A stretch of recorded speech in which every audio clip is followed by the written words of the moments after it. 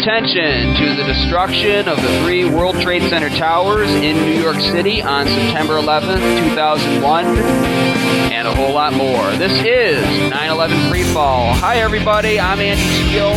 My co-host, Bernie Suarez, who normally introduces the show every week. He's got the week off to take care of some personal business, so we wish him well. He should be back either next week or the following, but until then, I'm going to be at the steering wheel operating this armored tank of truth all by myself. Look out. We got a great guest and a great hour ahead, and I'm really looking forward to this opportunity to talk to this person. For anyone who doesn't know, this show is dedicated to 9/11 truth, and it's dedicated to the scientific facts surrounding the destruction of buildings 1, 2, and 7 in New York on that terrible day that happened 11 years ago. And we are dedicated to telling the world about groups that discuss the science of 9/11. In particular, this group called Architects and Engineers for 9/11 Truth. Architects and Engineers for 9/11 Truth. It's a non-profit organization started by Richard Gage, AIA. It's been getting the truth out there for a lot of years about what really brought down the 3 World Trade Center towers. So you need to check that out. You can go to ae911truth.org if you want to see their great work and sign the petition there. And as far as this show is concerned, if you want to listen to previous episodes, you can go to 911freefall.com. So something we like to remind you about at the beginning of every show, just to kind of throw that out there, is that 9/11 Freefall, this is our own show, our own entity. So the opinions expressed here, they don't necessarily reflect the opinions of any of the organizations or guests that we feature or talk about on the show, including Architects and Engineers for 9/11 Truth. So, like I said, we're our own entity, and occasionally, just like any person, we speak our mind, but the science truth speaks for itself, and that's what brings us all together. That's what grounds 9/11 Truth is a cohesive force. It's something that can unite people of every kind of ideology, whether you're on the right or you're on the left. Whatever issue is bothering you right now, whatever fact of modern-day America and this post-9/11 world that we're all in, whatever's bothering you right now, 9/11 Truth brings it to the center. 9/11 Science Truth, because the science can't be argued with, people. Okay, science stands for itself, like I said. The message that we're trying to reach to everybody is to get that out there, let everyone know about Building 7, about AE 9/11 Truth, and other groups that are, that talk about the science. Tell them, spread the show, put it on your blog, send it to your friends and email lists. Tell them, to check out movies like Blueprint for Truth, Experts Speak Out. Anything where you have this issue being discussed, being laid out for you, because it doesn't focus on speculation, it doesn't focus on theory, it focuses on real facts, okay? People who actually know what they're talking about, unlike people at National Institute of Standards and Technology who essentially create a cartoon with a computer and tell you that's science. That's not science, people. That's not the scientific method. That is a cover-up. So, something I want to talk about at the beginning of this show, and I kind of take advantage of the beginnings of the show to kind of get some issues off of my chest, and, it all does relate back to 9/11. But, it's just something I saw yesterday, and it's been kind of bothering me. All right. So I was watching television, and I see this commercial comes up, and the message in it is this, about bullying. It shows a little girl being pushed around by other little girls, and, the announcer talks about bullying, and it urges you to, take steps to stop it. Now, obviously, what bothers me isn't the message. I'm not pro-bullying. Obviously, I'm against bullying, but the source of the message is what bothers me, and it's the arrogance of this source. Okay, because the commercial is for the website stopbullying.gov. All right, now pay attention to that .gov part, because that means that it's from the government. All right, it's a federal government website managed by the U.S. Department of Health and Human Services. Now, I'm watching this, and I'm hearing this, myself and the American public be lectured about bullying. Well, here's an idea that we should suggest to the U.S. Department of Health and Human Services. How about you tell your bosses in the White House to stop being bullies themselves? What bothers me here is that I'm sick of psychopaths and egomaniacs lecturing me and the American public about how to be better people. Okay, you always got to watch out for someone that's going to tell you how to be a better person and question, is this a better person themselves? And I'm not talking about the people at that Department of Health and Human Services. I'm not talking about people who do the paperwork or type or send out emails. I'm talking about the people at the very top in the White House. If you really look at what's going on, what's happened in the post-9/11 world ever since the false flag event 11 years ago, the U.S. has been the biggest bully on the planet. They've been bullying other nations, starting wars, bullying its people with obviously starting false flag events. Things like the NDAA, using the media to attack anybody that tells the truth, trying to stifle any honest debate. I mean, the U.S. has been the biggest bully in the war of terror in the last 11 years than anybody else. And I really want I want to drive that point home in your brain right now because, they're telling the American people about bullying. And, something I always remember when I was a kid. And I wrote this down while I was watching this commercial, but I always remember a school bus driver on the bus I was on telling a bully, this kid was bullying another kid, stopped the bus, he lectured him, he said something to him like, bullies get their clocks cleaned. And folks, if you look at what's going on in the news right now, if you look at what is, what's taking place in your lifetime, the U.S. is the bully, and it's in the process of getting its clock cleaned now. The post-9/11 world is all about the big bully getting its clock cleaned. And that's not a good thing, because the U.S. is not a person. We tend to think of these nations like they're some person, like it's some guy, one person talking to another person. But no, it's a collective of people. It's a group of people. And usually the people that start the trouble are not the ones that suffer. The people that are suffering, the people that are actually getting their clocks cleaned right now, is you. You, the American public. People listening to my voice right now. Right? Bullies get their clocks cleaned. And so, again, they're lecturing us about being bullies. Well, how about stop being a bully yourself, Mr. Barack Obama? Because you know why kids are bullies? Because they're looking up to people like Barack Obama or George Bush or all these celebrities who can barely manage their own lives, and they're told by these, they watch these pundits on like Bill O'Reilly and the Glenn Beck and all of the other people at all the other networks, who can't win arguments except with careful edits and shouting somebody down. That's what they're looking to as role models. So you want to do something about bullying, don't just give a lecture to the public. How about getting your own house in order? And I'm saying this to the Department of Health and Human Services because, they're an agency of the federal government, but they need to look at their bosses, because I don't really have much hope in the White House and the people in that particular part or sector of our government, seeing the light, getting their own house in order and coming over, from the dark side. I don't have much hope in them. They know what they're doing.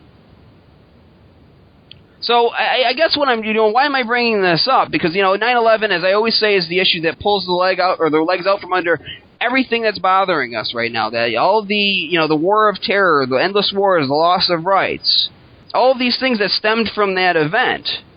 And so, if you want to attack bullying, then you need to attack this issue. Because it's the biggest instance of bullying in the 21st century that I've ever seen. To blow up those buildings, to participate in this cover-up, to use the media as a muzzle on any kind of debate, any kind of independent thought. I mean, that's the biggest example of bullying that I've seen in modern history. And what this audience should do is write to the Department of Health and Human Services and tell them that until this government starts practicing what it preaches, it can essentially get bent. So we're going to look at some 9/11 related news before we get to our guest here. And now this is a video that's up on 9/11 Blogger. It was put out by a great volunteer for architects and engineers for 9/11 Truth, Mark Phillips. He's a mechanical engineer, and I guess a couple of years ago he's had a couple of dinners with journalist Amy Goodman. If you're not familiar with Amy Goodman, she's the journalist, the pundit on Democracy Now!, a great program, kind of an alternative media in its own right, a little more mainstream than some sites, and they've done some great work.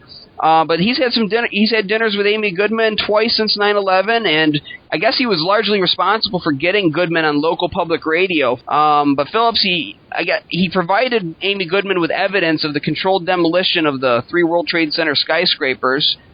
He also gave her the nanothermite paper. And since then, it's been silence. Nothing.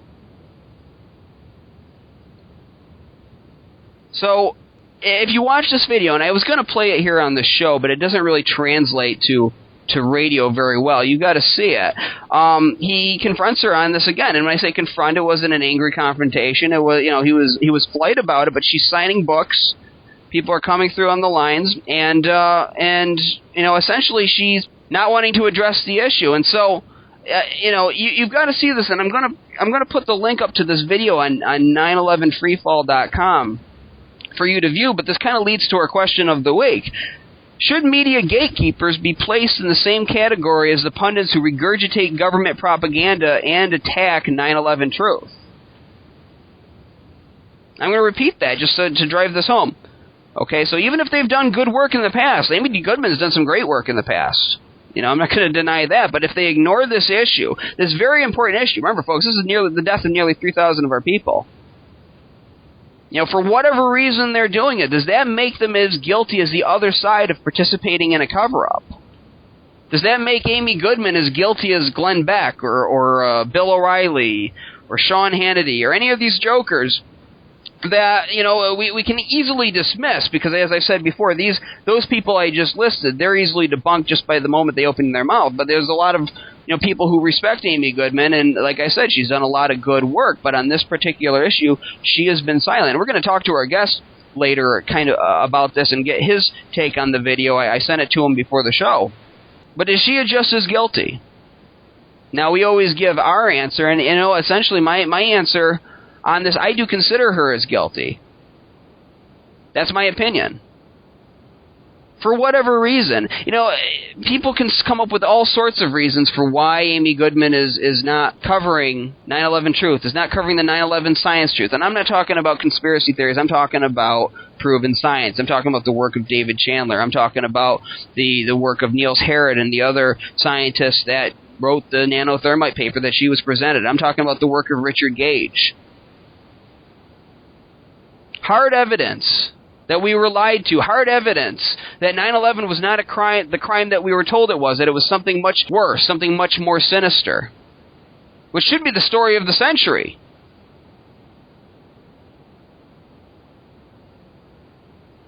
I'm sorry, you don't get a free ride, in my opinion. You don't get a free ride with me just because of what you've done in the past.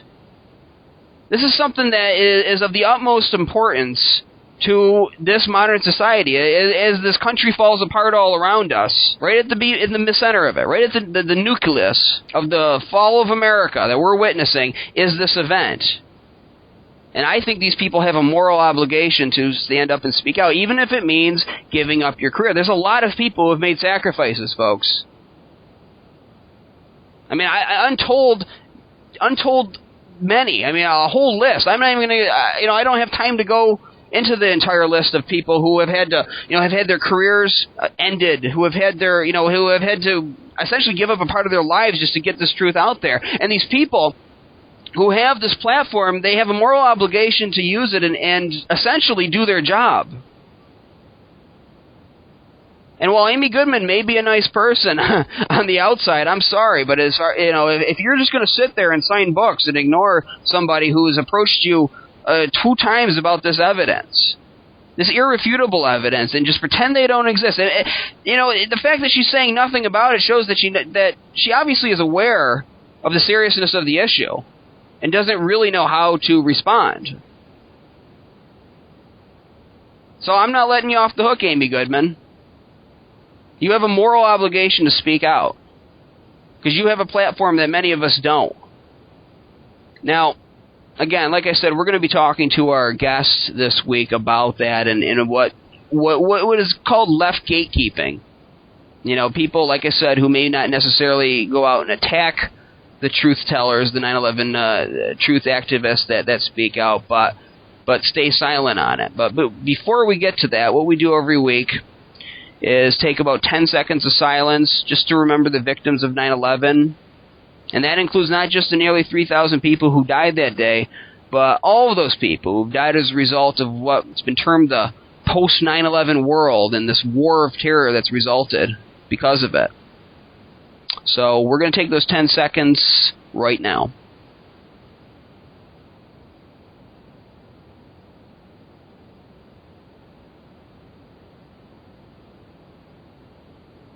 Okay.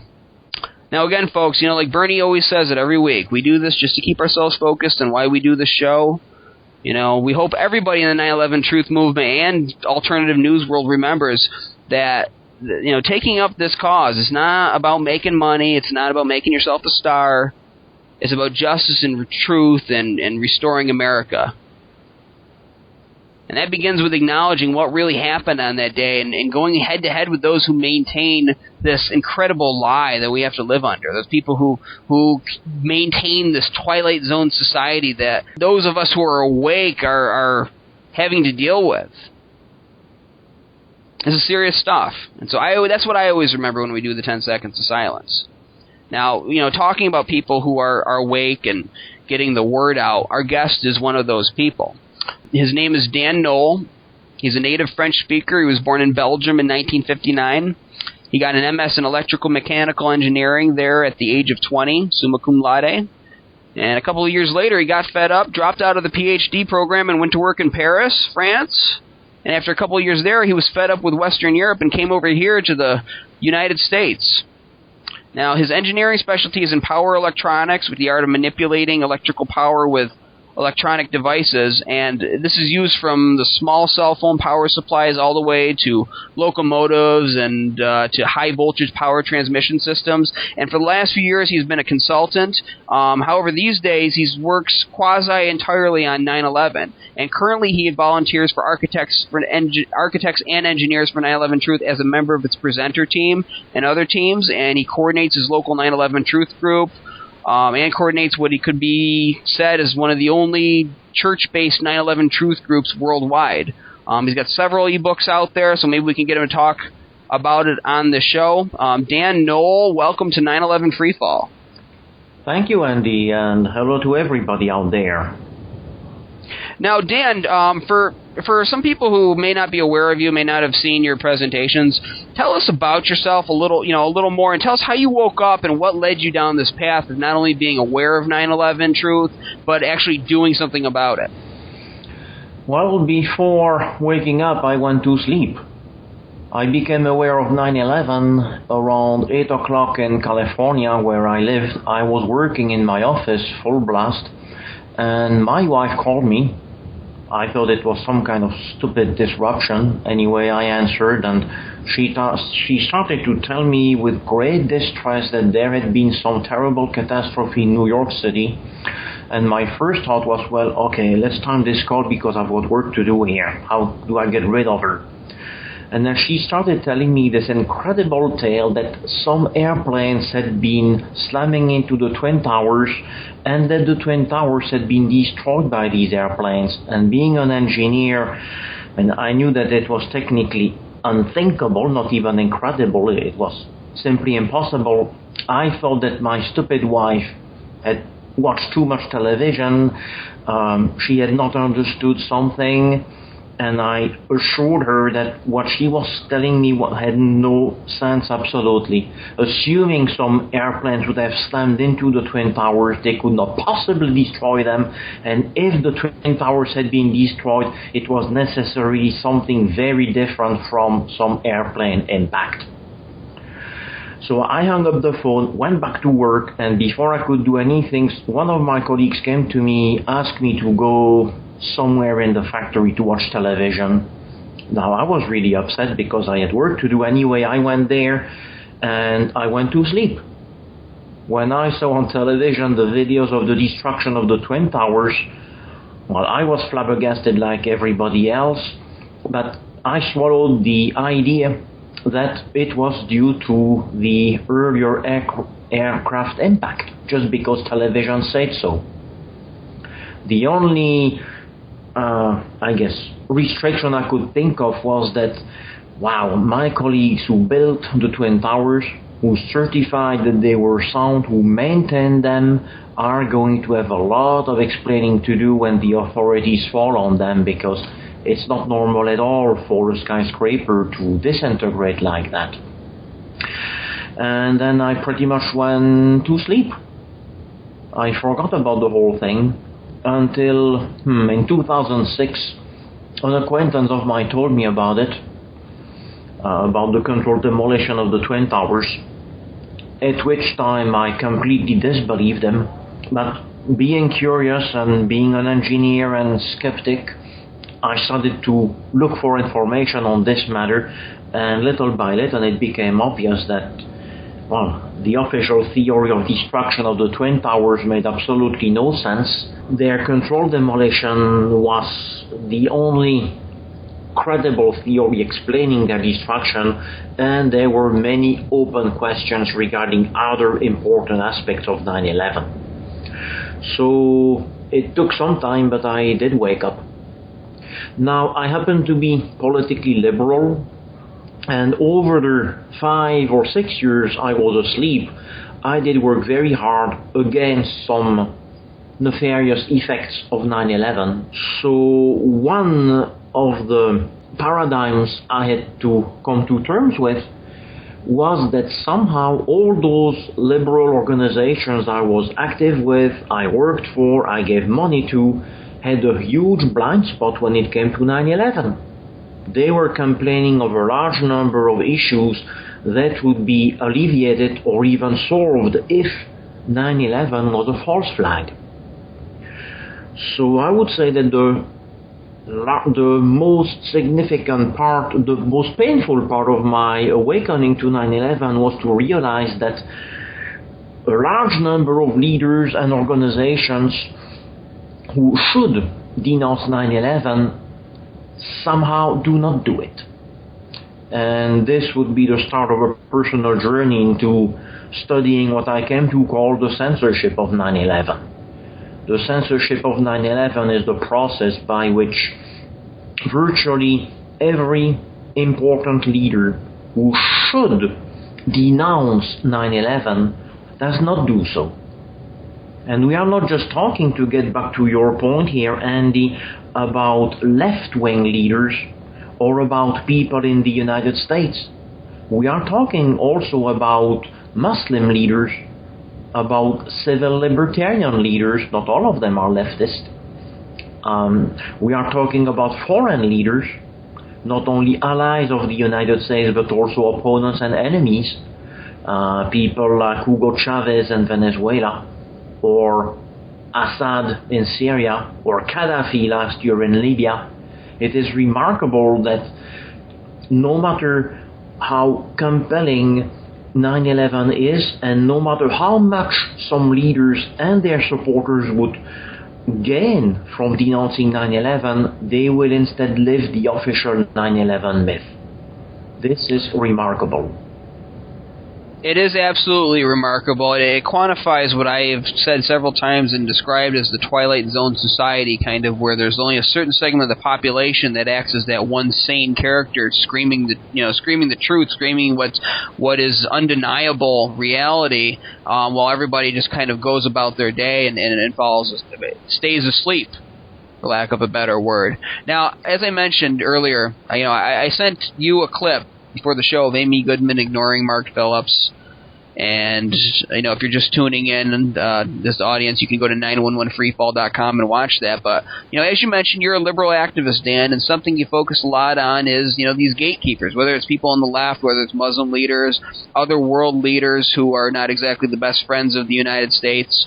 And for this audience, I want the audience to really analyze that, to really, let that sink in. I mean, these people who would happily point out the Bush administration's glaring crimes and missteps during the presidency, but for whatever reason, on this particular issue, they've chosen to put a big yellow tape around it and just stay away, put their hands up and step back.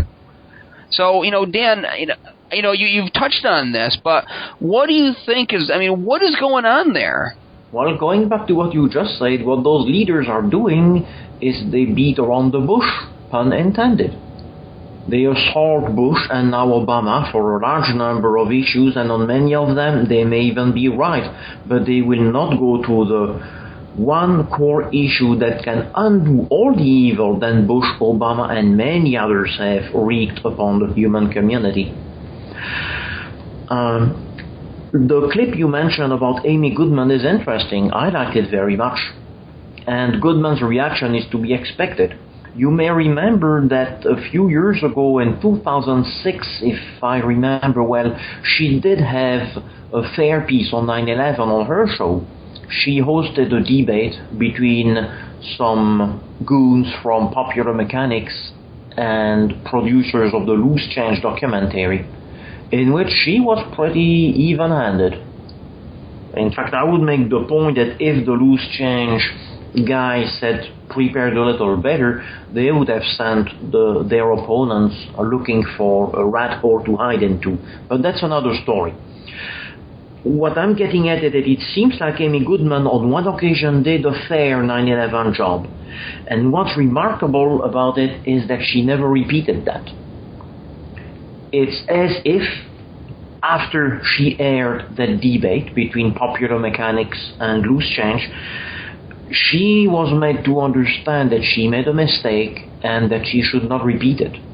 Since then, she has made a lot of effort to ignore anything regarding 9/11. And again, we are not just talking of Amy Goodman. Once we are past that 9/11 hump, thousands of pages will be written on Amy Goodman's participation in the obfuscation of 9/11. It will be material for a large number of PhD theses in psychology and other disciplines. But if we take a step back and just observe superficially Amy Goodman's attitude or Amy Goodman's take over 9/11, we find that it's not isolated. Just about every important leader who should, be screaming very loud about 9/11 will not do it. So we are talking here of a pattern. All these people have something in common. They have been exposed to information on 9/11. They are intelligent, as they prove it in all the analyses they are doing.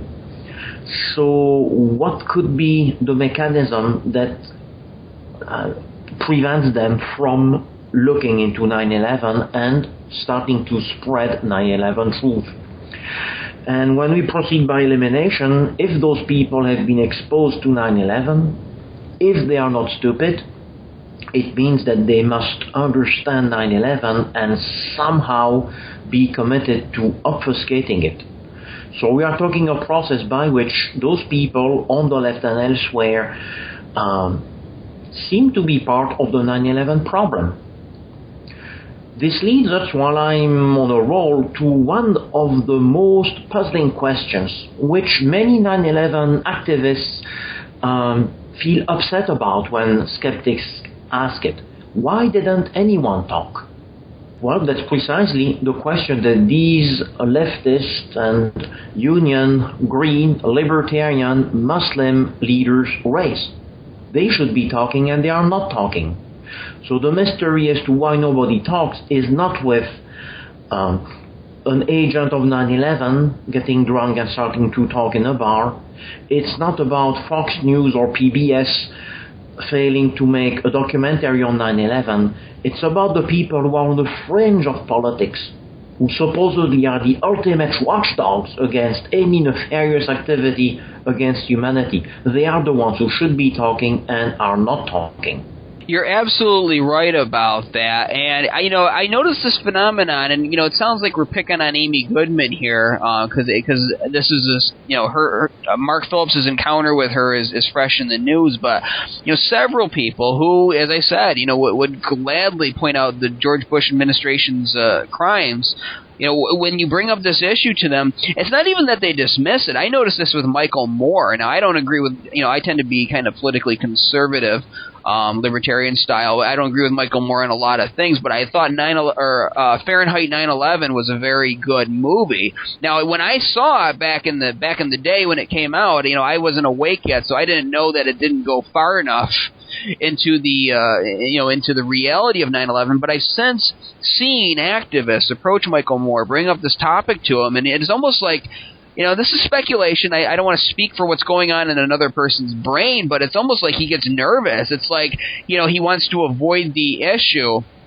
and elude it and just go on to something else, something about economic issues or something like that, and so it is a bizarre phenomenon, and I've seen this personally in my own life. When the local news put me on to talk about it, they do 3 showings of the same news program in a row, and I played on the first one, and then the next 2 I was not on it, even though everything else was on it. And it's almost like somebody gets to these people, like they speak about it in the beginning. And Bernie's mentioned this on the show too, how people like Dan Rather will mention that right on the day of 9/11 that it looks like a controlled demolition. And, essentially they tell the truth right when it happens, but it's like something happens in that process that gets to them, and everybody hushes up afterwards. What could that be? And I understand this is speculation, but, do you think it's a fear of losing your career or, being ostracized from your peer group that is causing these people not to use their platform? That's an excellent question, and that's actually a 9/11 trap. Many of us fall into the trap of wondering what are the reasons that push somebody like Amy Goodman or Malcolm Moore or Bashar Assad to keep the lid on 9/11. And it's an intriguing question. Thousands of pages will be written for each and every individual who has been part of that process. But I propose that 9/11 dissidents who want to progress ought to take a step back from that question because it is so complicated. Goodman has her motivations for not getting into 9/11, even though she's been exposed to what 9/11 is all about, and she is not an idiot. Once we have that understanding, we can possibly take a step back and start to wonder, maybe that explains why the false flag of 9/11 was so brazen. Among other things, why the 9/11 conspirators made the strategic decision to televise the false flag.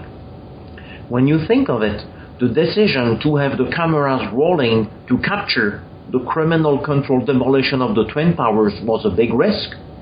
It certainly scared everybody throughout the world, but it also gave the clue that the official explanation for the destruction of the Twin Towers made no sense, and that you did not have to be a technical expert to understand that.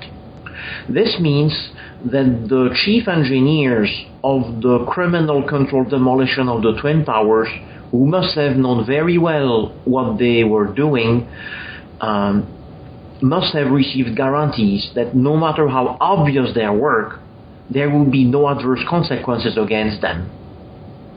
Which means that the masterminds, the chief conspirators of 9/11, before even they started in earnest the preparations to demolish the Twin Towers, had guarantees that Amy Goodman, Michael Moore, Bill Moyers, and many others would not denounce 9/11.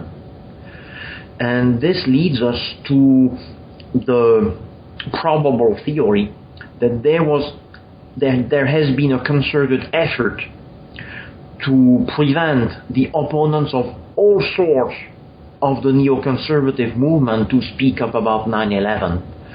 So we are talking here of a conspiracy that dwarfs the conspiracy to demolish the Twin Towers with civilians inside them, and that dwarfs the conspiracy to cover that up throughout the US government and the local governments of New York with the aerial ballet of Osama bin Laden's airplanes. The conspiracy of the 9/11 censorship is by far the most important and the most alarming level of 9/11. We are talking of a system by which the whole world is a stage, and it is very difficult to find a source of information that can be trusted. This is probably the most important teaching of 9/11 once we take enough steps back from the horror of the Twin Towers destruction and the protection of these terrorists by the US government. Now, Dan, you've written before, and this is a quote from something you've written, the 9/11 censorship's most straightforward sociological effect is that such discerning skeptics perceive, most often unconsciously, any entry into 9/11 truth as a choice between two uncomfortable options. Now, can you go into that a little bit and explain what you mean and what are these two perceived options? Well, indeed, I remember writing that. I've written that or something similar many times. And this goes to the core of the difficulties of 9/11 activism. I claim that the main reason why 9/11 activists have difficulty getting through is that they do not give their opposition its due. They have not taken a step back to realize the sheer magnitude of the conspiracy of 9/11. They are aware that they are aware of the death and destruction of 9/11. They are aware that the US government protected all the agents of that operation, but they have difficulty fathoming the depth of the conspiracy to censor 9/11. The conspiracy by which Muslim leaders, union leaders, even terrorist leaders for that matter, have failed to denounce 9/11. And instead they have sent their gullible followers on wild goose chases after the nefarious consequences of 9/11. Muslim leaders in the United States should be screaming over 9/11, and instead they tell their followers, well, keep a low profile, it's normal to be discriminated, take it easy, and when you have a chance, just say that you are a good Muslim and you are not a terrorist. So, accordingly, the general public also has difficulty understanding that, and that is why consciously or unconsciously they have great difficulty accepting 9/11 for what it is. And the choice you are referring to, Andy, is pretty simple. Imagine you who are listening to us that you are tabling on 9/11. Somebody comes to you and the person looks like smart, open-minded. You have a nice talk and the person leaves you with some literature and looks satisfied. Well, two things may happen, roughly. Number one, the person ponders what you told him or her, and he or she starts to think, well, these 9/11 truth seekers are cool people. Their information is very disturbing, but it looks sensible. I'm going to review that with an open mind, and if that information is true, well, I'll just have to accept that all my sources of information, including Amnesty International and Greenpeace and the American Civil Liberties Union, have a big black spot when it comes to 9/11. That's option number one. Option number two, same thing, except that when the person starts to think of what his or her beloved American Civil Liberties Union has been doing, he or she will think, well, assuming that the information those 9/11 people gave me is true, then the American Civil Liberties Union is terribly wrong. They are dumb in the best case. And it's not just the ACLU, many other organizations will fall in the same category. So what do? Do I keep researching 9/11 and find out that my worldview is terribly incorrect and that all the sources of information I've been relying on over these years don't get right something as important as 9/11? Or maybe what I should do is remember what I heard on the radio a few months ago about these 9/11 truth seekers. They interviewed some 9/11 experts who said that those 9/11 dissidents are nice people, they are very convincing, but they are members of some dangerous cult which is very proselytic and addictive, and they've had 10 years to hone their arguments, and they've become so good that even experts on 9/11 have difficulty refuting them. So maybe what I'm going to conclude is that indeed those 9/11 experts are right. If they are incapable of refuting what the 9/11 truth seekers say, it's normal for me not to see the fault in it. This is a very common behavior among people who get exposed to 9/11 truth. And my invitation to our audience would be that when you teach 9/11, keep in mind the very important fact that just about every major bully pulpit who should denounce 9/11 does not do it. Keep that into account, and if you can, even mention that to the people you talk to, so they don't have to think of it later. And it's okay if you don't have the answer to the question, why is it that the American Civil Liberties Union wouldn't care for the constitutional right to life of 3,000 people on the day of 9/11. It's okay to not have the answer. At times, just acknowledging the importance of a question is enough. Well, exactly. And, there's a lot of points you raised there that I just kind of want to add my own 2 cents to. Something that the audience should take note of in your introduction on this interview is the fact that, you didn't. It's not something you believed like from the very get-go until you researched it. I'm the same. My story is the same as you. You go into the research trying to debunk it and you can't. So you're honest with yourself. You shift your worldview to what is more proper, what is more true, and you realize that this is not something that the institutions we rely upon, is going to do anything about. So you need to do it yourself, and that's what a lot of people in this movement, how they started. So these accusations that it's a cult or that they're very convincing. I mean, the people in the movement themselves don't even necessarily want to believe it. It's not something that it's not. We don't come out and say the buildings were controlled demolition because it's fun to do. We say it because it's true. That's what the evidence points to. I mean, it's like saying the sky is blue. It's not about being convincing. It's about being right. People like Richard Gage, he's not convincing. He's right. And so and in terms of the censorship thing, and this is my own opinion, obviously, just from my own observations, I think it's a symptom of how the general public views authority. Now, let's tell a quick story. My congressman, Richard Hanna, I got together a delegation of constituents a few years ago to go to his office, and I may have even talked about this on the show before, I don't know. But, we got the delegation there, and all we asked his office to do was write a letter to the National Institute of Standards and Technologies and ask them to test their own dust samples for explosives just to rule it out. Now, of course, Richard Hanna's office is not going to do it. They're not even going to explain to you why they're not doing it. They're just going to pretend that pretend that you don't exist. But, the point of my story is before we went down there, a couple days before, I was running around trying to get everything together, get the nanothermite paper together, all of our materials, all of the stuff that you got to do. I had my only day off before it happened to do this, and one of my chores was going to get a haircut. And I go in there to get my haircut. I'm looking at myself in the mirror, kind of catching up and with my day and thinking, just pondering, and it just occurred to me, how bizarre is this situation that I'm acting like I'm going to a job interview, to present myself and give this positive impression, essentially to go ask a guy to do his job.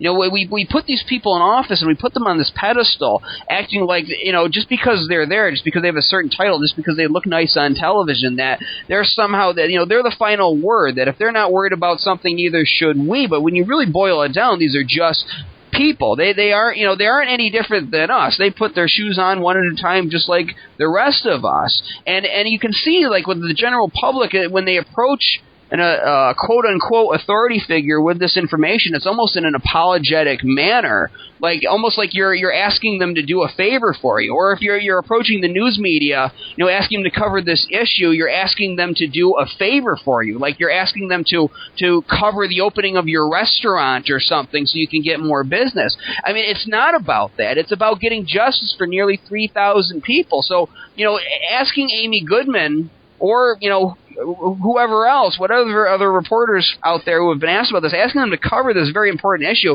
we're not asking them to do us a favor. We're asking you to do your job, to use the platform you've been given for the reason that that you have it, to inform the public, to be the fourth branch of government that everyone always claims journalists are. But the people need to demand that too, and we need to shrug off this idea that these people that are on TV and these politicians and, the President of the United States, that there's somehow like these special elite forces that decide, what to look at, what the United States, what is the business of the United States. Right? We're the people, we decide what the business of the United States is, and we need to think of ourselves as the real rulers of this country and the ones who are going to steer this agenda. By doing shows like this, or just by speaking out, talking to your fellow man and talking to these so-called authority figures. So I wanted to just kind of get that point in there. So you touched on this a little bit, but, what do we do? And you can't force somebody to cover something. And, shows like this one, we reach so far. There's other alternative media sources, but they cover a number of different subjects, 9/11 being only just one piece of it. And the general public is still kind of stuck in this high school peer pressure mentality, and they don't accept something until it's coming out of the mouth of one of these approved TV reality makers. How do you break through this mental barrier that I see that surrounds this official lie? Well, these are good points you're making, Andy.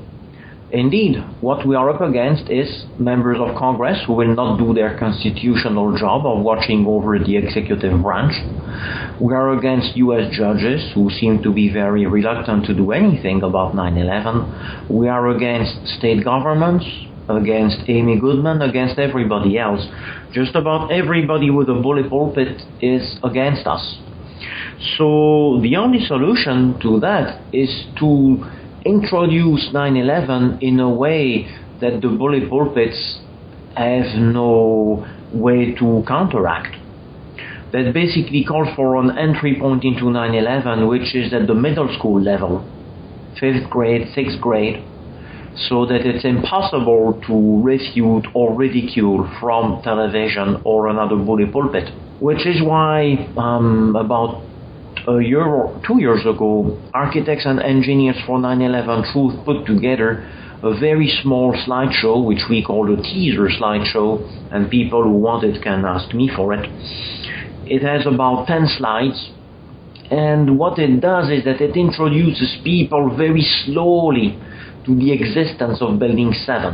So with this slideshow, you will invite your audience, which will usually be 1 or 2 people, to remember the Twin Towers destruction, and to remember that the structural steel of the Twin Towers was cut into a large number of pieces and thrown laterally.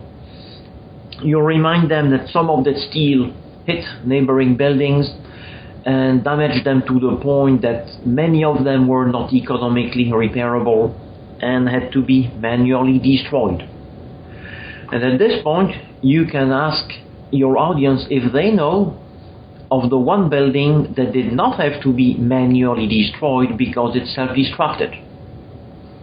From there, you lead them into the knowledge of Building 7's destruction. You observe that very few people remember it from when it happened. Most people learned of Building 7 years after its disintegration. And in the slides that follow, we invite you to not ask people to believe that Building 7 was demolished. Instead, we propose that you let your audience believe that it was destroyed by an office fire, but that coincidentally it looks very much like a controlled demolition. And the reason we know it cannot be a controlled demolition, although it looks very much like it, is that the scientists and engineers of the US government determined that it was necessarily an office fire. So we are going to go with their version until we prove that they are wrong. And at that point, you can let your audience go. Whatever you've told them is something that is irrefutable. No matter where they go to find information, they will not find anything that counters what you've told them. And if you have 1 more minute, the next step is to ask them to observe that they have not been aware of this, even though you would think that television would have made a great documentary about the Little Office fire that could outsmart the best demolition engineers in the world. So the conclusion of that slideshow that your audience can go with is that irrespective of what happened on 9/11, something is wrong with television. And that problem that we have with television is something that we should explore. Well, you're absolutely right, Dan. And, you know, the television itself has done such a bang-up job of convincing the general public that there's something wrong with their own eyes, that what they're seeing is actually as a result of office fires. And, you know, I make this joke a lot of times, but I think that you and me ought to go start our own controlled demolition company. Obviously, we don't need to go to school to learn how to do it. We don't need to be, experts on it. We can just start a few random fires in an office building, get outside and watch it fall down and cash our checks. Because by National Institute of Standard and Technology's explanation, that's all you really need to do. Office fires can bring down buildings in controlled demolition style. And when you really, when you take all of that in, when you realize how much nonsense that explanation really is and how silly it is, then the whole story itself just falls right apart like a autumn leaf. All right, folks, and that's why I put all my efforts into Architects and Engineers for 9/11 Truth, because like I said in the beginning of the show, it's a science truth. It grounds everything. You can't deny science truth, and the science speaks for itself. Now, Dan, you're talking about your slideshow. Where can our audience get that slideshow? Is there a web page or a way to contact you and get it? Yes, it is, and I'm glad you're bringing back Architects and Engineers for 9/11 Truth and the use of science. I would invite our listeners to go to one of my webs, my censorship web, which is www.911censorship.com. That's 911censorship.com.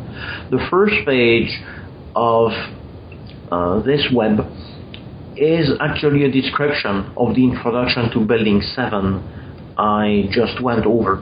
It concludes that there's a big problem with television. From there, I invite the reader to go to another part of my web on the 9/11 censorship, which explores what really happened to Building 7. And it emphasizes the censorship of it. Just like the Twin Towers, there are 3 levels in the conspiracy of Building 7. The first one, which is the criminal controlled demolition, one of the biggest crimes on U.S. soil in history.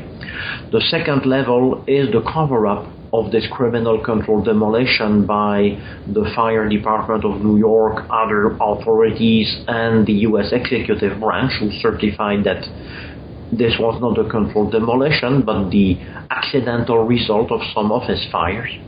And the third level, which is the most alarming, is the conspiracy to have the mainstream media and the mainstream technical and scientific outfits, including the civil engineering faculty of the university closest to you, somehow do nothing about the controlled demolition and its amateurish cover-up. So we are talking at the level of Building 7 already of a conspiracy of censorship whose magnitude and whose danger dwarfs the danger and the magnitude of the facts themselves. So that's 911censorship.com. Yes, it is. When you go there, you will find a document you're very familiar with. It is Architects and Engineers for 9/11 Truth block diagram that summarizes the process of the analytical demonstration of Building 7's controlled demolition. And I have a treat for you at that level. If you click on any of the buttons in that image, you'll go to another web page which explains the dialectic of one particular segment of the demonstration of the controlled demolition. And that page in turn links to an online version of Architects and Engineers for 9/11 Truth famous slideshow, the Blueprint for Truth slideshow, which has 500 and some slides. Many of us are not aware of the existence of this slideshow, and AE 9/11 Truth does not publicize it well, partly because it is dry, all the information that you need to know about the controlled demolitions of the World Trade Center is there, but it's hard to find.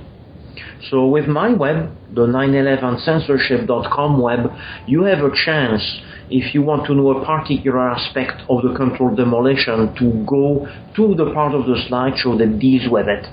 So it makes it a lot easier to A, gather a specific piece of information, and B, understand the dialectic of the demonstration of the controlled demolition of Building 7.